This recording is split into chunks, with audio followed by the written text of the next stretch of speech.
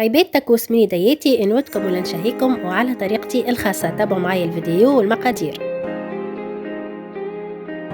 كل عادة يا سعادة، كل ما نعمل حاجة لازم نشاركها معكم. وهوني كي دخلت الكوجينة باش نعمل صغيراتك عباد تاكوس صغيرين على طريقتي. عملت هوني كي زوز كيسين اسميد أرطب، كيس ونص ماء دافئ، مغرفة صغيرة خميرة فورية، ومغرفة صغيرة ملح، وزوز مغارف صغار سكر. خلطتهم هيك الخلاط الكهربائي، وبعد زدتهم كيس فرينة وعجنتها بيدي كما واضح معكم في الفيديو حتى لين ولات لي عجينة متماسكة وطرية. وهوني كي صبيت فوقها شوية فرينة وغطيتها بالمنديل وخليتها ترتاح مدة نص ساعة. بديت نحضر في الحشو نتاعها اللي هو صبيت شوية زيت وقصيت لك بصلة كبيرة وأربع سنينات ثوم كيما قاعدين تشوفوا. وعملت هوني كي مغرفتين طماطم معجون وخلطتهم شوية وفوحتهم بشوية فلفل أحمر وكركم وتابل وكروية وملح. صبيت فوقهم شوية ماء وغطيتهم بالغطاء وخليتهم يطيبوا في عقل عقلهم.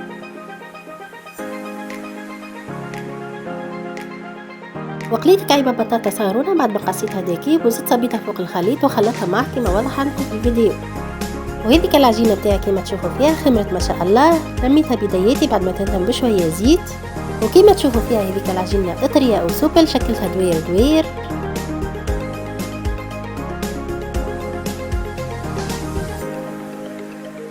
وخديت هيك البابي كويسون قصيته على شكل دائرة ودهنته بالزيت وبديت نحل في العجينة نتاعي فوق. بما انه العجينة طرية كما تعرفوا حبيت نعملها هكا فوق البابي كويسون باش كي نجي نهزها ما تتحليش.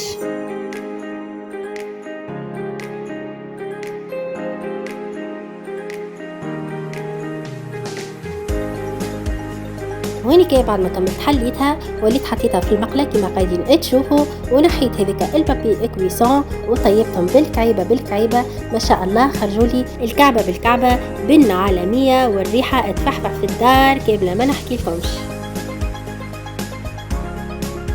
وهذيك القوام نتاعهم كما قاعدين تشوفوا. وتوي جايه باش نبدا نحشي بالكعيبه. هوني كي عملت مغرفه هريسه وكعيبه فخوماج وحليتهم بالمغرفه، وحطيت هذاك الحشو نتاعي اللي طيبته الساعه بالبصل، وزدت حطيت كعيبات كويكه وسكرتها من اليمين ومن اليسار ومن فوق ومن تحت، وحطيتهم في المقله وزدت طيبتهم من اللوطه ومن فوق وعلى جناب.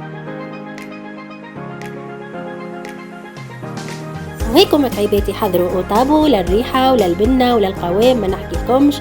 وكما تشوفوا هذيك من داخل كيف جاتني بنة على بنة. وصغيرتي كلاو تبننوا وتوا متبقى كما نقولكم باي يا حلوين.